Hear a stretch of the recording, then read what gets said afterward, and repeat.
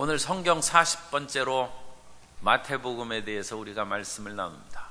구약 성경이 39권이고 이제 신약 성경이 27권에서 66권으로 되어 있습니다.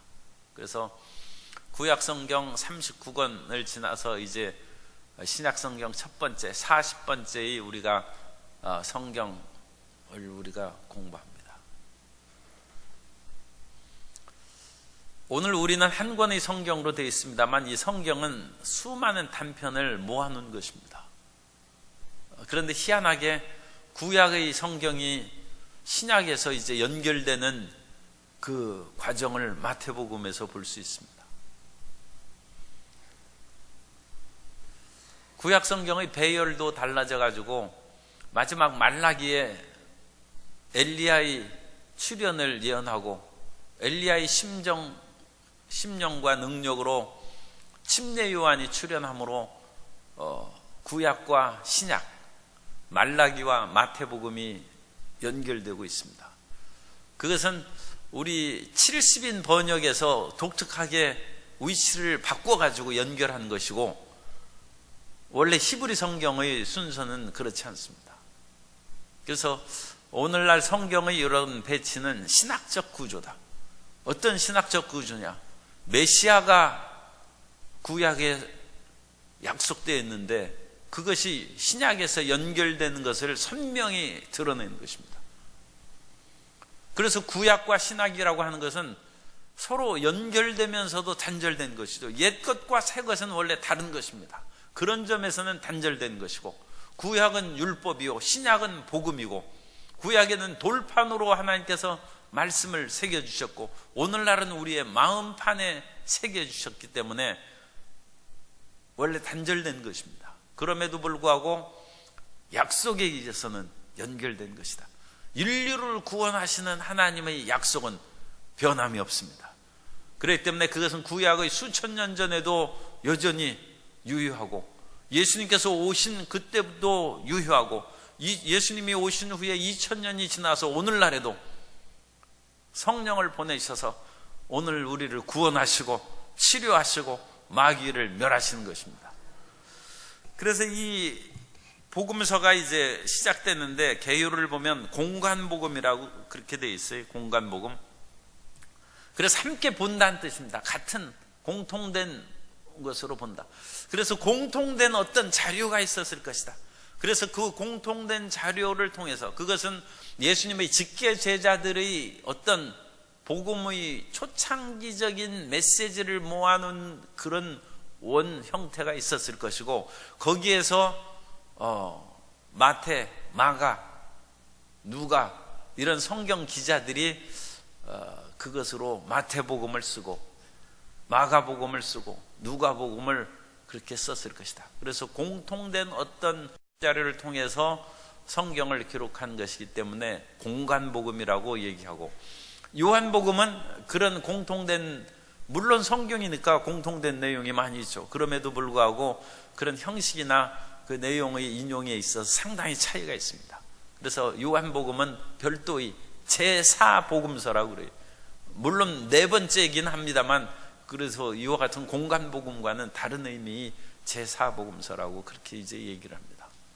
그래서 마태, 마가, 누가의 그런 공통된 이야기가 성경에 많이 찾을 수 있지만 성경은 예수님의 그런 모습을 드러내는데 한 말씀으로 우리가 선명하게 알 수 없어요. 그래서 다양한 각도에서 보여준 마태 모습, 누가의 모습, 마가의 모습 그런 것을 보여주고 있고 그것을 통하여 예수님에 대한 어떤 전체적이고 입체적인 깨달음을 우리에게 주신다. 그렇게 볼 수 있습니다.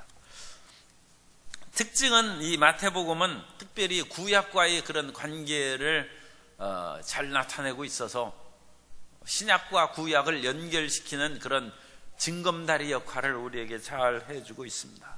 내용을 보면 이 내용의 그 내용을 어떻게 우리가 28장인데 이 짧은 시간에 다 보겠습니까? 그래서 그것만 한번 그 유인물 보세요. 그래서 첫 번째 내용분에 세 번째 내용분에 보면 예수님의 사역의 배경.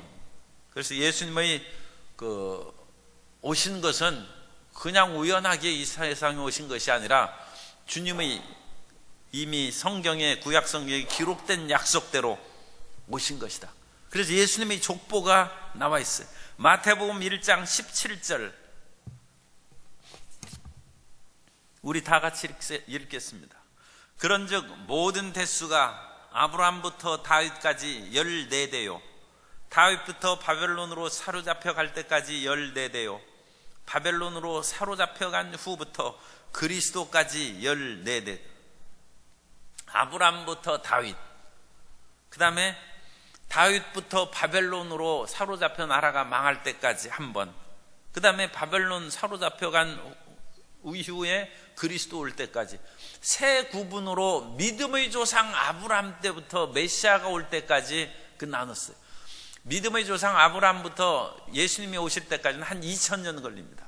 2000년을 참으로 나눴어요. 한 700년씩 그렇게 나눈 것이죠. 그래서 아브라함부터 다윗까지는 신정시대라고 그렇게 얘기해요. 하나님이 직접 통치하던 시대고, 다윗부터 바벨론으로 나라가 망할 때까지는 왕정시대예요. 왕이 다스리는 그런 시대고, 그 다음에 포로에서 돌아온 이후부터는 제사장에 의해서 다스리던 그 시대입니다.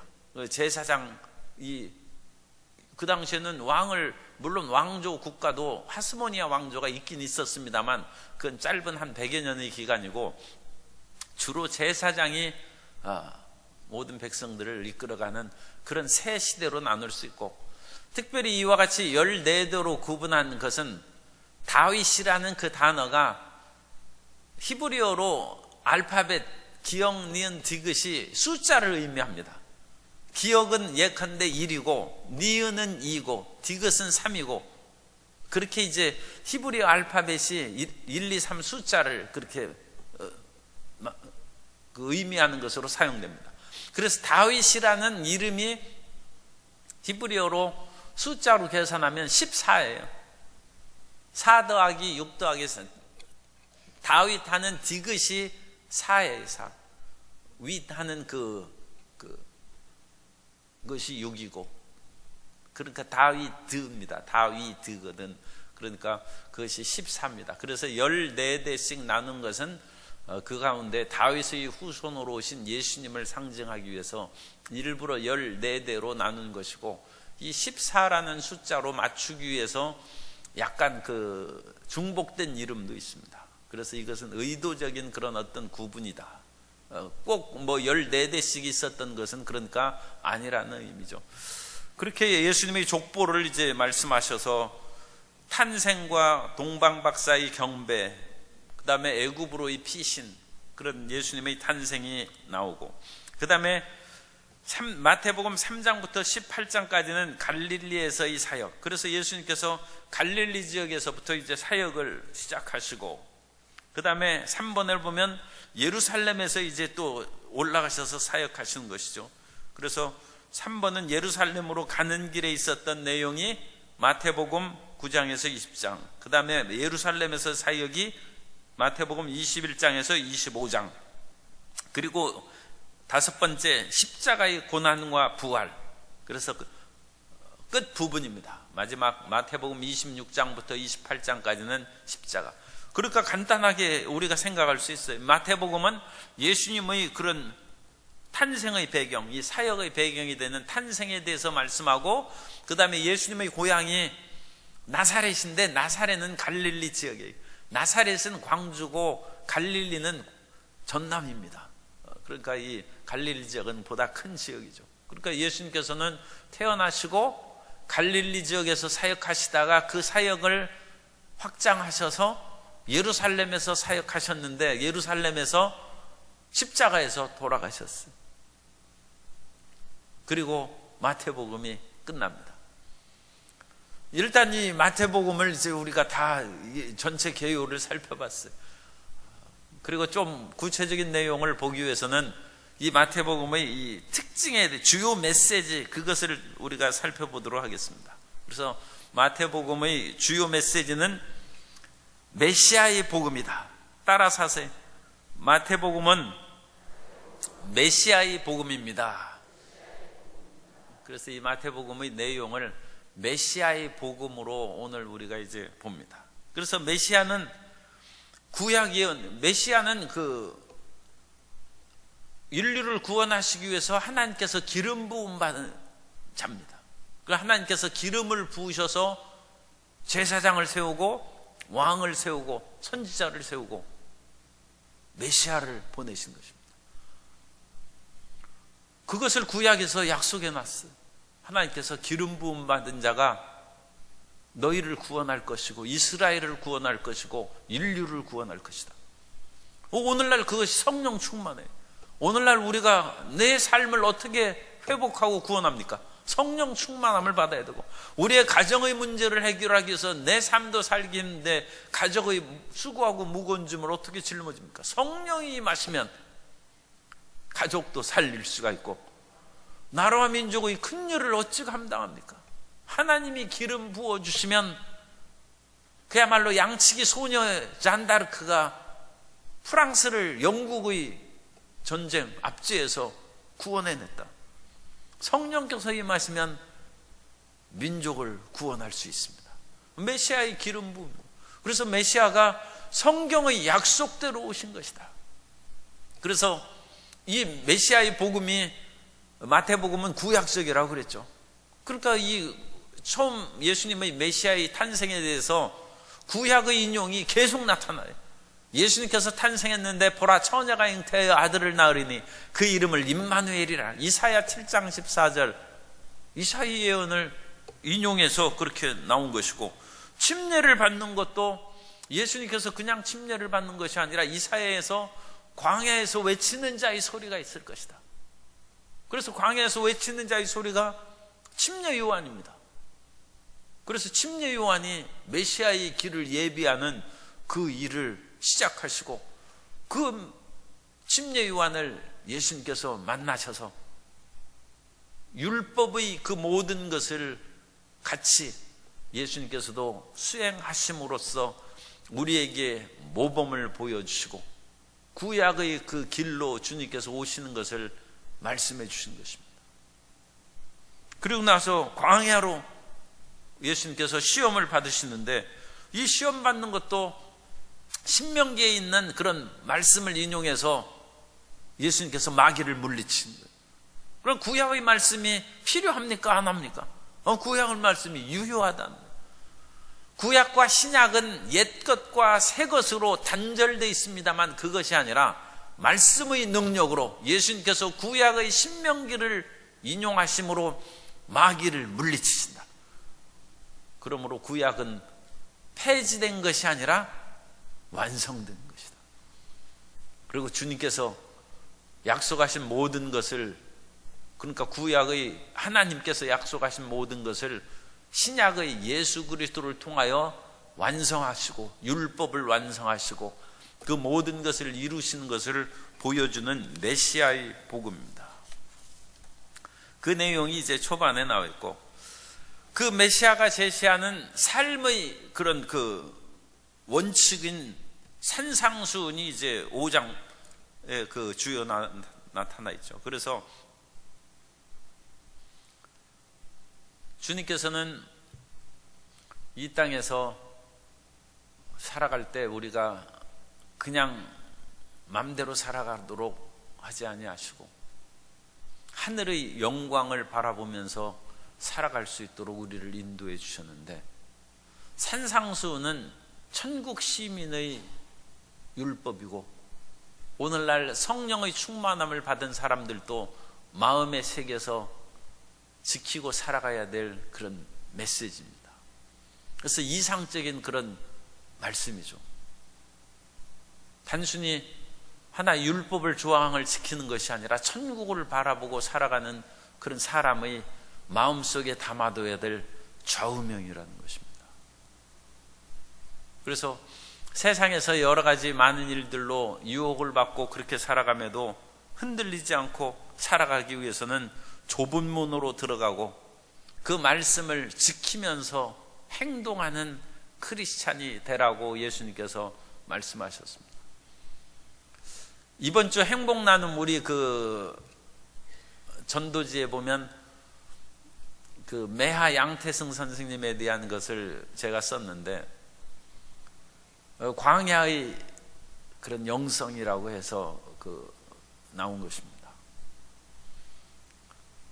그래서 옛날에 그 고창 고보가 세워져서 북에는 오산학교에서 민족 지도자가 많이 출연했습니다. 그러나 북에는 오산이고 남에는 고창이다. 고창고보다.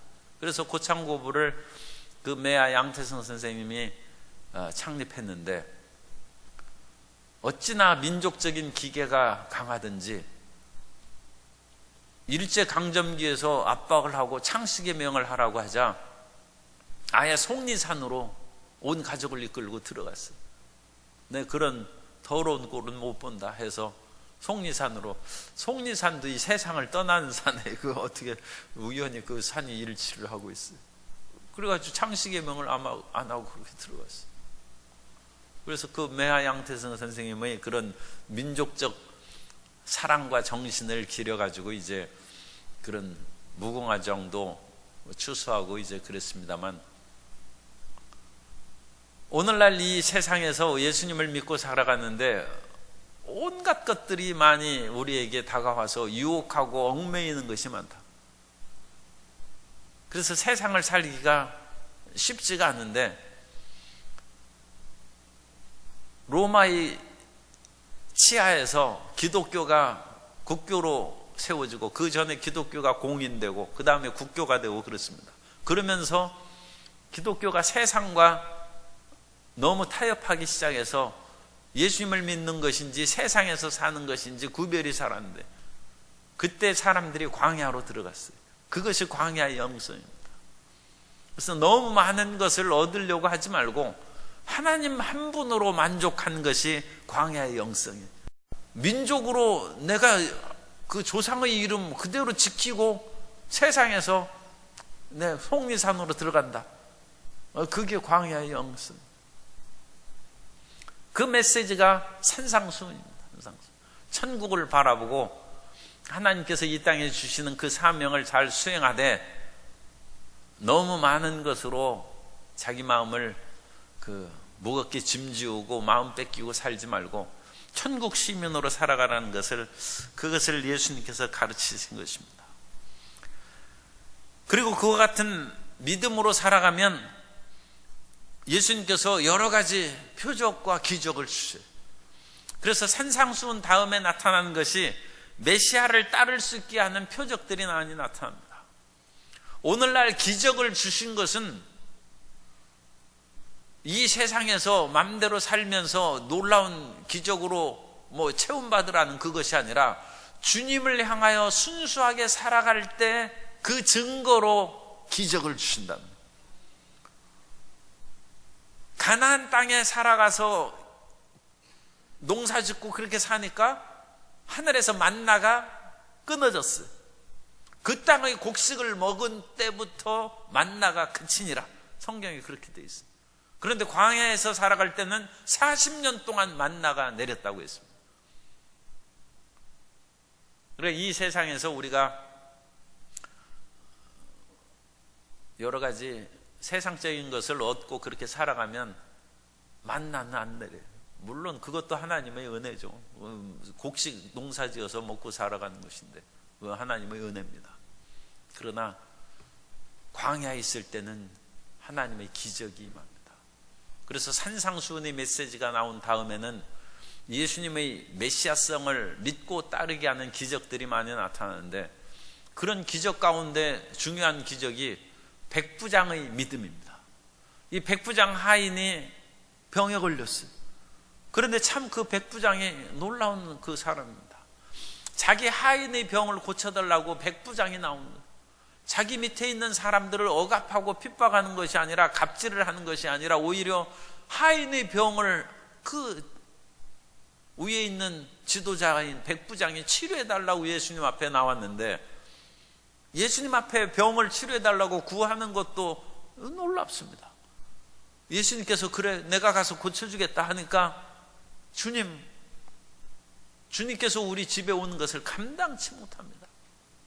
나는 원래 군인이고 내가 위에도 상관이 있고 아래에도 부리는 사람이 있어서 이 말을 하라 하면 하고 또 위 사람이 나에게 지시하면 제가 지킵니다.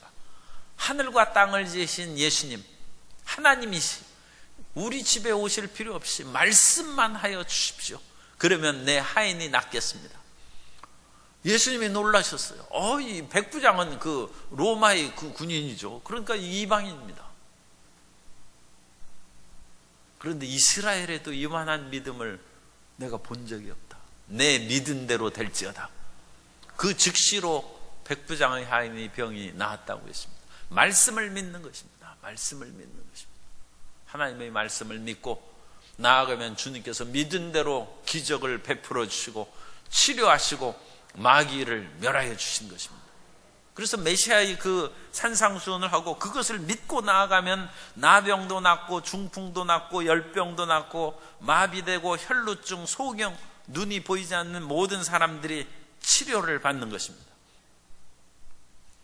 그리고 예수님께서 천국의 비유를 그 다음에 이제 말씀하시는데, 주님께서 비유로 천국의 말할 수 없는 것을 말하는 것입니다.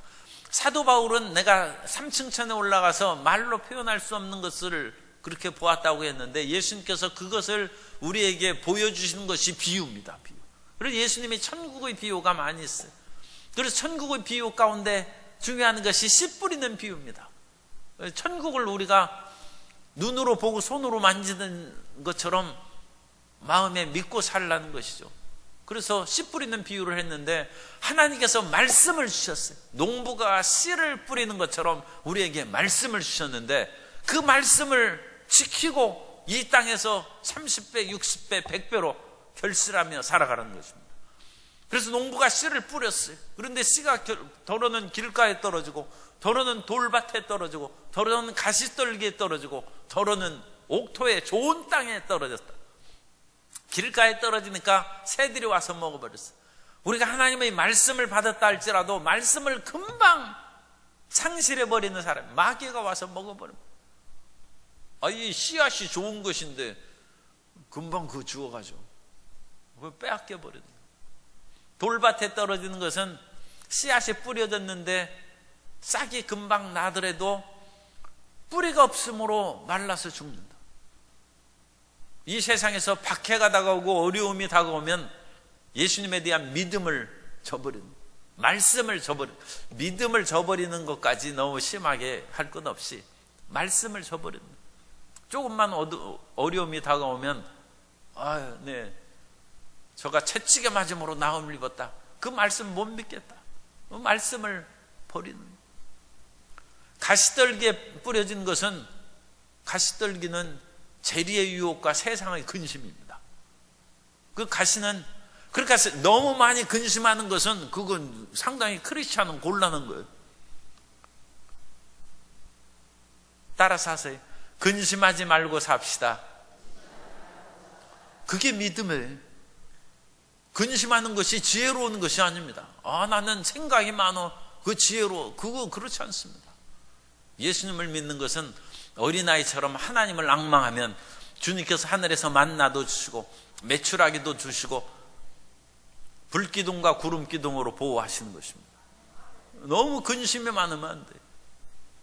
그럼 항상 기뻐하라고 그러지 않습니다. 그런데 이 가시떨기는 근심이 많아. 그리고 재물에 대한 유혹도 많아. 그래서 재물에 대한 유혹으로 그야말로 이 세상의 필요하긴 하지만 결코 가져가지 못하는 것에 너무 마음을 뺏김으로써 하나님의 일을 못한다는 것입니다. 그래서 결실을 못해요. 세상에서도 열매를 맺으려면 시간과 온갖 정성, 노력을 투자해야 되는데, 하나님 앞에 면류관 받고 주님 일을 하는 것이 그게 쉽겠습니까? 시간, 정성, 노력을 기울여야죠. 그런데 가시떨기는 세상에 대한 일들로 마음을 뺏겨서 하나님 일을 하나도 못해요. 결실이 없습니다. 좋은 땅에 뿌려진 그것만이 30배, 60배, 100배로 결실한다. 그것을 깨달으라는 것은, 그 비유를 깨달으라는 것입니다. 그리고 나서 메시아의 그런 십자가를 짓는 그 유혹이 다가올 때 제자들은 다 뿔뿔이 흩어지고 도망을 갑니다.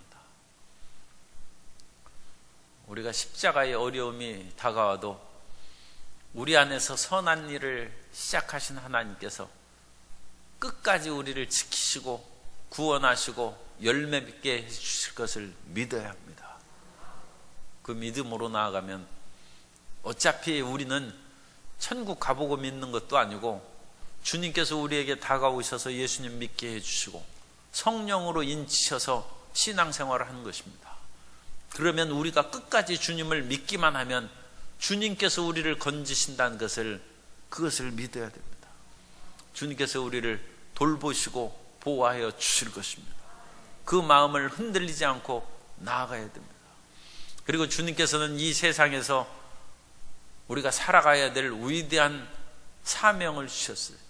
그것이 마태복음 제일 끝에 나오는 대우임명령입니다. 이 마태복음의 대우임명령을 끝에 한번 읽어보시죠. 마태복음 이 중간에 주요 메시지 지금 거기 하고 있습니다만 주요 메시지 바로 위에 마태복음 28장 18절에서 20절 우리 다 같이 읽도록 하겠습니다. 마태복음 28장 18절 이하 예수께서 나와 말씀하여 이르시되 하늘과 땅의 모든 권세를 내게 주셨으니 그러므로 너희는 가서 모든 민족을 제자로 삼아 아버지와 아들과 성령의 이름으로 침례를 베풀고 내가 너희에게 분부한 모든 것을 가르쳐 지키게 하라. 볼지어다 내가 세상 끝날까지 너희와 항상 함께 있으리라 하시니라. 아멘. 따라서 하세요. 나는 위대한 사명자입니다. 우리는 무직이 아니라 영원한 임무를 가지고 있어요. 영원한 사명을 가진 사람. 우리는 주님 나라 갈 때까지 취직이 돼 있어요. 그 미션을 가지고 있어요. 이 미션은 위대한 것입니다. 하나님께서 우리에게 직접 주신 것입니다. 그 사명을 수행하시는 성도 여러분 되시고, 그리고 무엇보다도 따라서 하세요. 나는 사명을 가진 위대한 존재입니다. 위대한 존재입니다. 하나님께서 사명을 주셨어요. 그리고 그 사명은 세상 모든 사람이 예수님을 믿고 복음이 전파될 때까지 끝나지 않는 사명, 끝나지 않는 사명. 우리는 그 일을 위해서 나아가면 주님께서 몸도 건강하게 하시고 삶의 여건도 열어주시고 주님의 모든 필요한 것으로 채워주실 줄 믿습니다. 메시아가 오셨은즉 그 메시아의 복음을 너희가 전하라는 것입니다. 이것이 마태복음이에요. 구약의 모든 약속대로 메시아가 오셨는데 그 오셔서 이루신 모든 것을 이제 너희에게 맡기니 너희는 온 천하에 다니면서 이 복음을 증거하는 사명자로 살아가라는 것입니다.